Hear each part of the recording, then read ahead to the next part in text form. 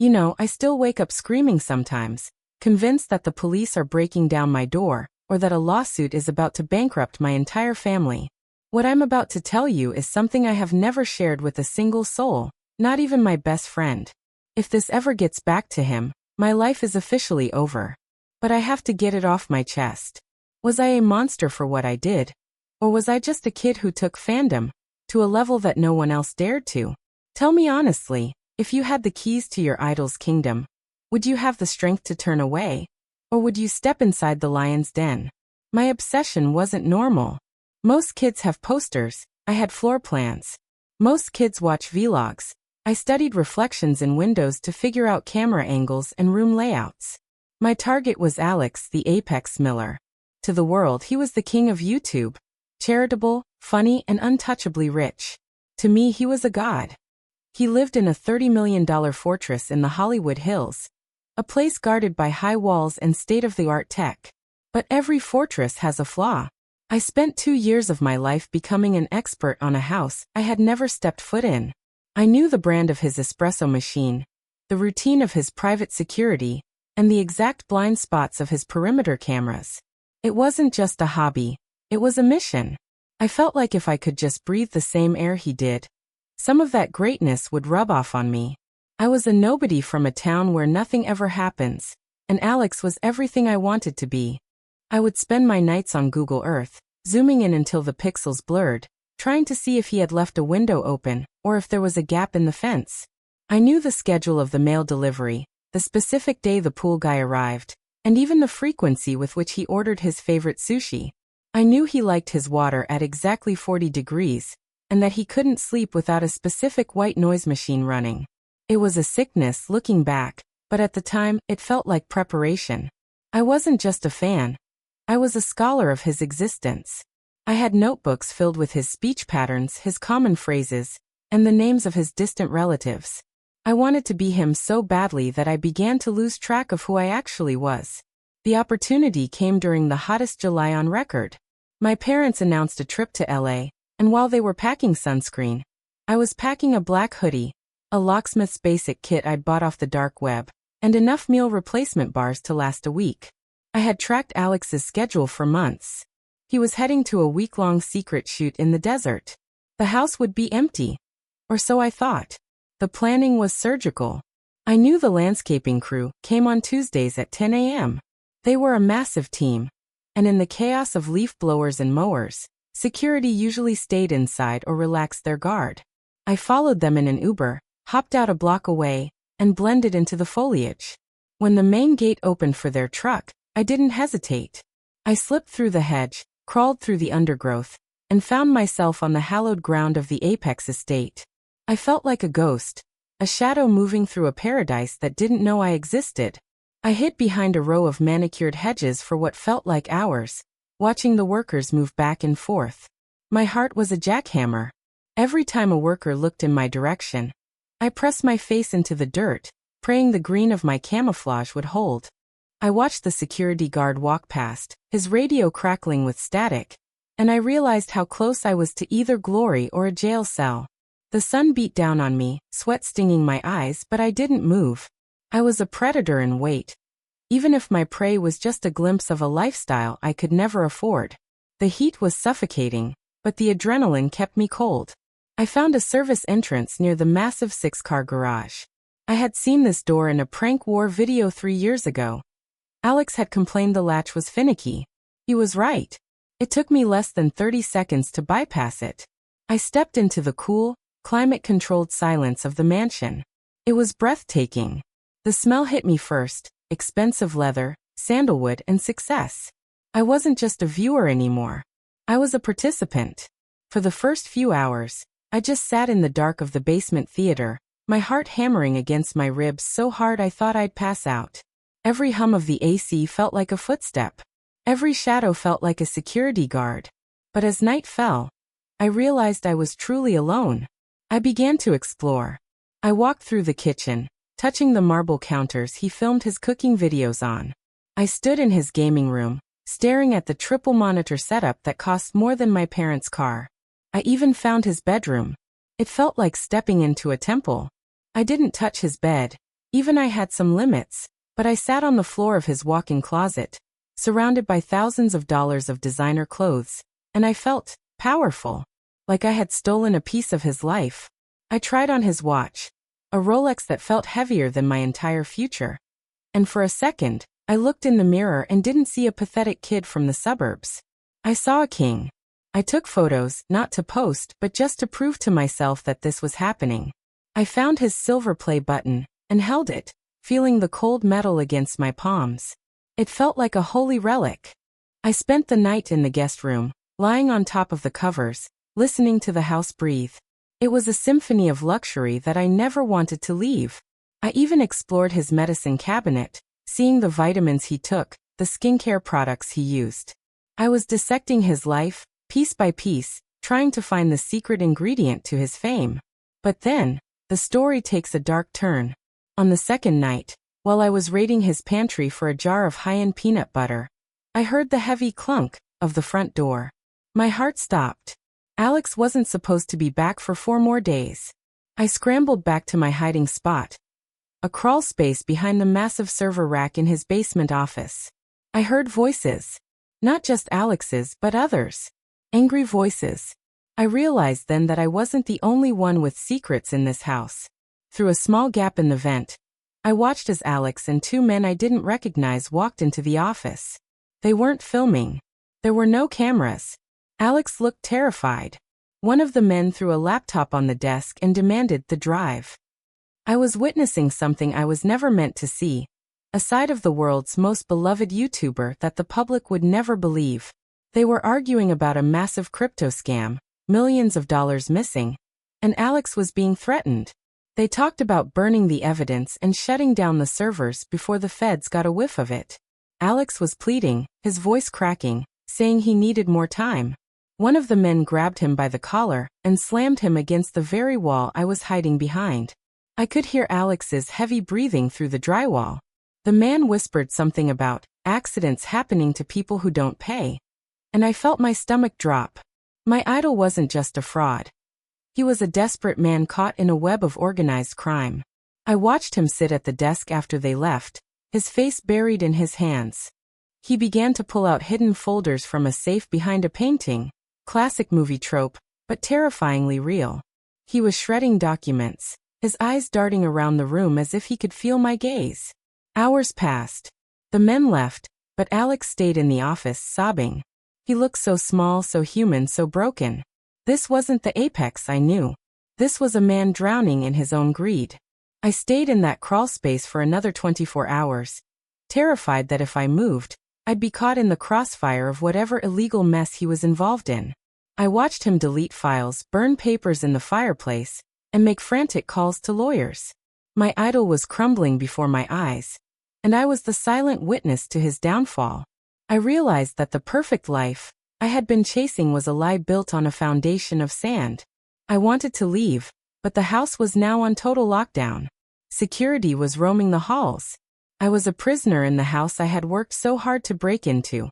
I had to watch him drink himself into a stupor, screaming at his reflection in the mirror, accusing his fans of being mindless sheep who made him do this. He hated us. He hated me. He didn't see us as people. He saw us as numbers on a dashboard, fuel for his dying fire. He started recording a goodbye video, but not a real one, a fake, emotional one where he blamed burnout for his upcoming disappearance. I saw the setup, the fake lighting, the way he practiced his sad face in the mirror before hitting record. It was the most disgusting thing I had ever seen.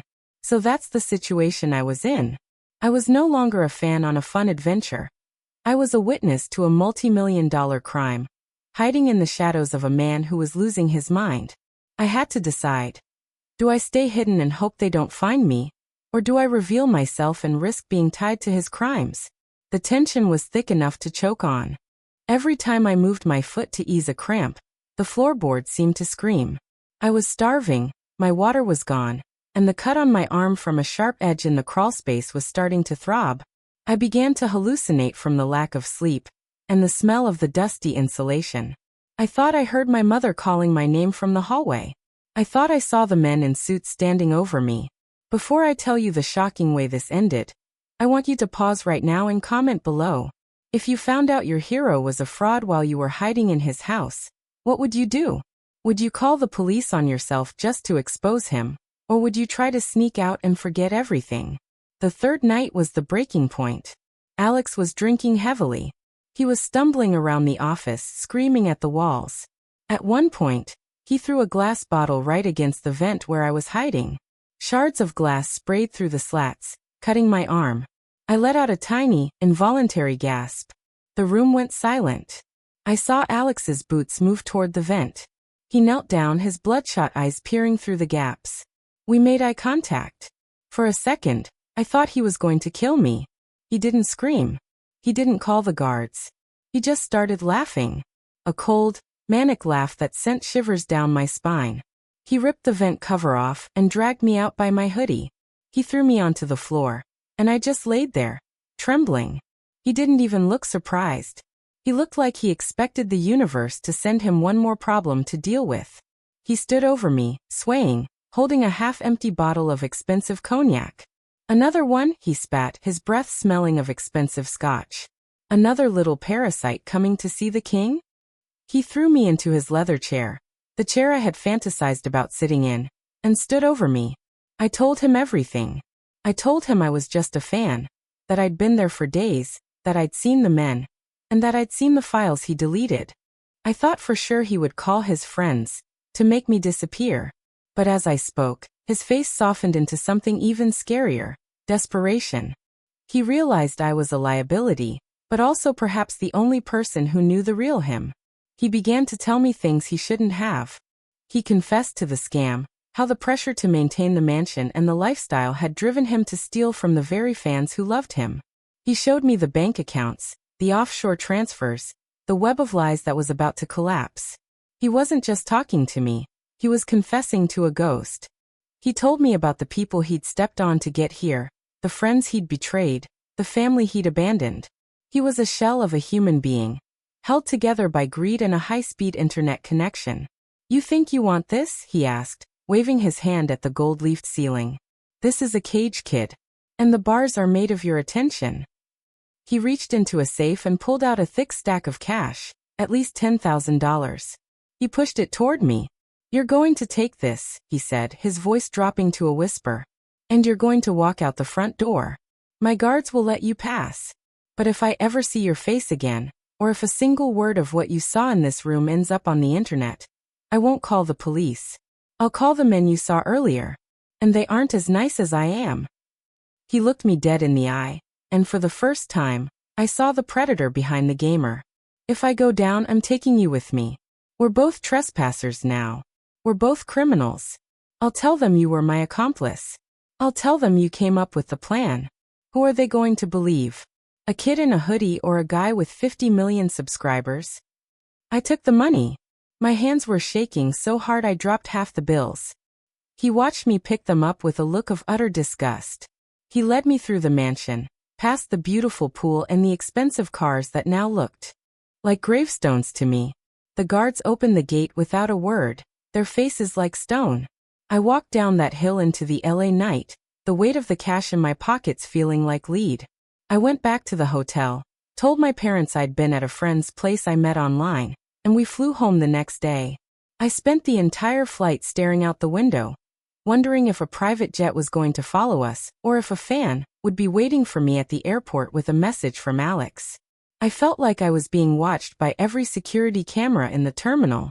I burned the hoodie. I deleted my YouTube account. I never spent a cent of that money.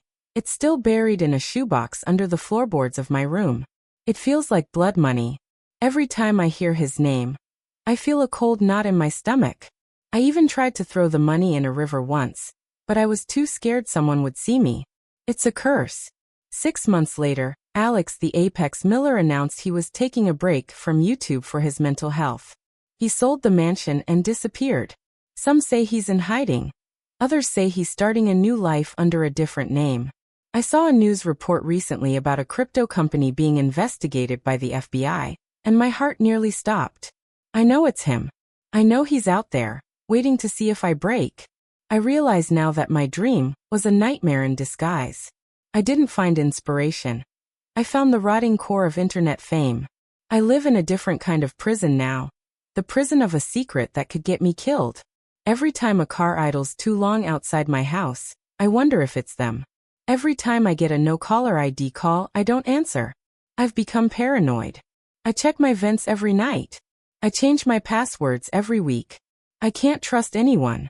I see a shadow and I think it's his security team. I see a black SUV and I think my time is up. I've tried to live a normal life. I got a job, I'm thinking about college, but how do you sit in a classroom and listen to a lecture about ethics when you've sat in a murderer's associate's chair and taken hush money? I look at other YouTubers now, and all I see are the cracks in the paint. I see the fake smiles, the rented cars, the desperate need for validation. I was part of that machine, and it almost chewed me up. I'm a witness, an intruder, and a bribed accomplice. I've thought about going to the FBI, but then I remember Alex's eyes. I remember the men in the suits. I'm just a kid. What chance do I have against people who can erase lives with a phone call? I'm trapped in a silent contract with a ghost. Sometimes I think about just mailing the money to the police with an anonymous note, but I know they'd trace it. I know his team has eyes everywhere. I am a fly caught in a very expensive spiderweb. The worst part is the guilt. Not just for the trespassing, but for the silence. People still post "I miss you Apex" comments on his old videos. They still look up to him. And I'm the only one who knows he's a thief and a coward. I have the power to destroy him, but I'm too afraid to save myself. Every day I carry this weight, it gets heavier. I wonder if he's watching me right now through some backdoor in my computer. I wonder if he ever regrets what he did. Or if he's just sitting on a beach somewhere, laughing at the kid who was too scared to talk. This isn't a story about a cool prank. This is a warning. The internet isn't real. The people you love on your screen aren't real. They are brands, and brands will do anything to stay profitable. So was I wrong? I broke the law, I invaded a home, and I took hush money from a criminal. But I also saw the truth that millions of people are still blind to. I learned that the higher you climb, the harder you have to lie to stay there. Tell me in the comments if you think I should go to the authorities with what I know. Even if it means I go to jail too. Or should I keep my mouth shut, keep the money buried, and stay alive? Like this video if you think Alex got what he deserved by losing everything. And subscribe for more stories that the big creators don't want you to hear. This is the side of YouTube they hide from you. I'm lucky to be alive to tell it. I've learned that some doors are meant to stay locked, and some people are better off as pixels on a screen. Don't go looking for the man behind the curtain. You might not like what you find. I'll see you all in the next story.